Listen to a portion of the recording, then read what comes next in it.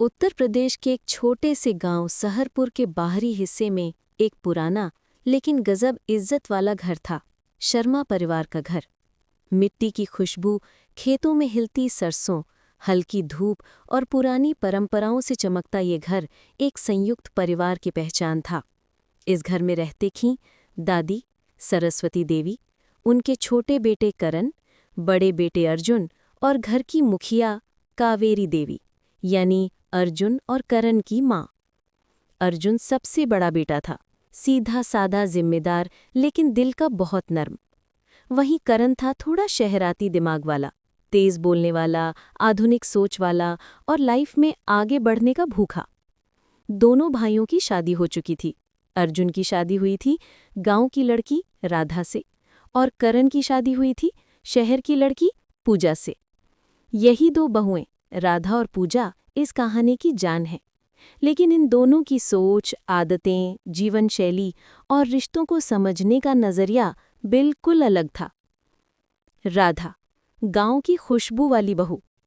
राधा सीधी साधी, संस्कारी और बेहद मेहनती लड़की थी। सुबह सूरज निकलने के पहले उठना, तुलसी में पानी देना, खाना बनाना, सबके लिए चाय तैयार रखना, ये सब उसके दिनचर्या का हिस्सा था। उसे दिखावा पसंद नहीं था। उसकी आवाज़ धीमी थी लेकिन उसके शब्दों में मिठास थी। घर के हर काम में वो बिना कुछ कहे हाथ बंटाती। उसके चेहरे पर एक बात साफ दिखती थी, वो इस घर से प्यार करती थी। और वो मानती थी, घर को घर बनाने के लिए सेवा और अपनापन जरूरी है, हक और अधिकार नहीं। पूजा, शहर की चमक वाली बहू। पूजा बिल्कुल अलग थी। वो शहर में पली बढ़ी थी। उसने बीकॉम तक पढ़ाई की थी। अंग्रेजी बोलना, मोबाइल पर बिजी रहना, ब्रांडेड कपड़े पहनना, अपने तरीके से रहना, ये सब उसकी आदतें थीं। पूजा गलत नहीं थी, लेकिन वो थोड़ी तेज थी। अपने मन की बिना सोचे बोल देती थी और उसे घर की परंपराएं पुरानी लगती थीं। पूजा मानती थी, औरत सिर्फ रसोई के लिए नहीं बनी, उसे भी जीने का हक चाहिए। उसकी बात गलत तो नहीं थी, पर उसके बोलने का तरीका कई बार रिश्तों में खटास ला देता था। एक सुबह रसोई में चूल्हा जल रहा था। राधा आटा गूंद रही थी। उसके हाथ तेल लगी थाली में घूम रहे थे और सांसों में गांव की मिट्टी की खुशबू थी। तभी पूजा रसोई में आई। उसने राधा को देखा और मुस्कुराते हुए कहा, पूजा, गुड मॉर्निंग दीदी। ये आटे से हाथ खराब क्यों कर लेती हो रोज? मिक्सर है ना घर में, उससे गूंद लिया करो। राधा मुस्कुराई। हाथ से गूंधा आटा ही नरम होता है पूजा, मशीन से गूंधा आटे में वो स्वाद नहीं आता। पूजा धीरे हंसते हुए बोली, स्वाद? ये गांव वाले ना हर चीज में परंपरा ढूंढ लेते हैं। अच्छा छोड़ो, मम्मी जी कहाँ हैं? तभी पीछे से कावेरी देवी की आवाज आई, पूजा, सुबह माँ बाप को नमस्ते किए बिना रसोई में सीधा मत आया करो। पूजा चुप हो गई। वो थोड़ी नाराज भी हो गई, लेकिन कुछ बोली नहीं। वहीं राधा ने तुरंत पल्लू सर पर लिया और बोली, माँ जी, चाय बना दूं ना? और पूजा, तुम आज नाश्ता बनाओगी? 2 दिन से राधा ही काम कर रही है। कावेरी बोली। पूजा दंग रह गई। मैं? मुझे कुकिंग अच्छी नहीं आती मम्मी जी। कावेरी ने सख्त लहजे में कहा, शादी का मतलब सिर्फ साड़ी पहनना और मेहंदी लगाना नहीं होता, थोड़ा घर भी संभालना सीखो। पूजा कुछ बोलती, उससे पहले दादी अंदर आईं और बोली, कोई काम छोटा नहीं होता बेटा, घर बांटने से संभलता है। आज नाश्ता तुम बनाओ, राधा तुम्हारी मदद कर देगी। उस दिन का नाश्ता पूजा ने बनाया, पर नाश्ता सिर्फ स्वाद का नहीं, नए रिश्तों की शुरुआत का इम्तिहान बन गया था।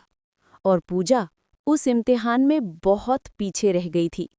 गांव की ये सुबह भी बाकी दिनों जैसी ही थी। फटी हुई ठंडी हवा, धूल से भरे कच्चे रास्ते और थकान से झुकी जिंदगियां।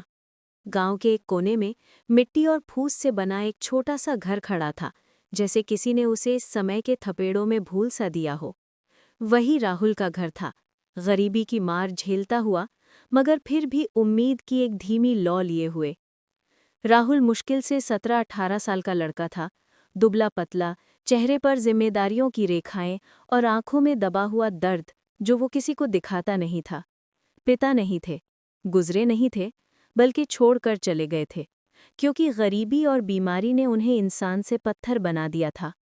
राहुल के घर में सिर्फ 3 लोग थे, राहुल, उसकी माँ और छोटी बहन पूजा। उस सुबह राहुल जल्दी उठ गया था। आज भी उसे वही करना था जो रोज करता था, मजदूरी। कोई बड़ा काम नहीं, बस नगर में ईंट ढोना, रेत उठाना या मजदूरों के लिए पानी भरना। यही उसके जीवन की शुरुआत थी और शायद यही अंत भी हो सकता था, अगर वो चाहे तो। लेकिन राहुल अलग था, वो हार मानने वालों में से नहीं था। सूरज अभी उगा ही था जब राहुल ने टूटे लोहे के चूल्हे पर रखा बर्तन उठाया। बर्तन में सिर्फ इतना दाल पानी था कि उसे देखकर भूख भी शर्माने लगे। उसने चुपचाप खाना खाया और घर से निकलने ही वाला था कि पीछे से आवाज आई, रुको राहुल। वो मुड़ा। उसकी माँ खड़ी थी, थकी आंखें, शरीर से जान जैसे निकल चुकी हो, चेहरे पर छिपा दर्द और हाथ में पुरानी रोटी। ये भी रख लो, शहर जाने तक भूख लग जाएगी, माँ बोली। राहुल ने मुस्कुराने की कोशिश की, लेकिन उसके होठों की मुस्कुराहट असली नहीं थी। आप खा लेना माँ, पूजा के साथ। मैं कुछ ना कुछ खा लूंगा, उसने कहा। तो चिंता मत कर, हमें आदत है भूखे रहने की, माँ ने हल्की सी मुस्कान में दर्द छिपाकर कहा। उसने वो रोटी राहुल की जेब में रख दी। राहुल ने पूछा, माँ, पूजा कहाँ है? कुआं पर पानी भरने गई है, स्कूल का टाइम होने वाला है ना, माँ ने जवाब दिया। राहुल के चेहरे पर गर्व और बेचैनी दोनों दिखे। माँ, पूजा को पढ़ाना मत छोड़ना, चाहे मैं खुद भूखा रह जाऊं, पर उसे पढ़ाना जरूर, उसने धीमे लेकिन दृढ़ शब्दों में कहा। माँ ने उसकी आंखों में देखा, वहीं आग फिर से जलती दिखी, वो आग जो गरीबी में ही बुझा पाई थी। राहुल कदम बढ़ा रहा था, लेकिन हर कदम भारी था। रास्ते में दूसरों के घरों से चूल्हे की खुशबू आती, कहीं दूध उबलता दिखता, कहीं बच्चे गर्म पराठों के साथ स्कूल के लिए निकलते। लेकिन राहुल के लिए सुबह का मतलब सिर्फ संघर्ष था, और संघर्ष भी ऐसा जो खत्म होने का नाम नहीं लेता। गांव के बाहर बस स्टैंड जैसे ही आता, वहां कुछ लोग बैठे दिखते। कोई हंस रहा था कि उसने नया मोबाइल लिया है, तो कोई शिकायत कर रहा था कि उसके घर की टाइल्स अभी तक नहीं लगी। राहुल खामोश होकर बस का इंतजार कर रहा था। उसके पास बात करने का कोई विषय नहीं था, उसके पास सिर्फ जिम्मेदारी थी, और सपने भी थे, मगर छिपे हुए। बस आई, वो चढ़ा और पीछे खिड़की वाली सीट पर बैठ गया। जेब से माँ दी हुई सूखी रोटी निकाली, और बिना नमक बिना सब्जी की रोटी को ऐसे खाने लगा जैसे वही उसकी सबसे बड़ी दौलत हो। लोग उसे देखते थे, कोई दया से, कोई तिरस्कार से। लेकिन राहुल ने सीखा था, गरीबी लोगों की नज़रों में इंसान को छोटा बना देती है, मगर इंसान की सोच उसे बड़ा भी बना सकती है। उसकी नज़रें खिड़की से बाहर चली गईं।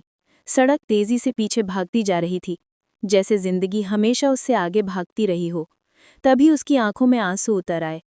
उसने धीरे से बुदबुदाया,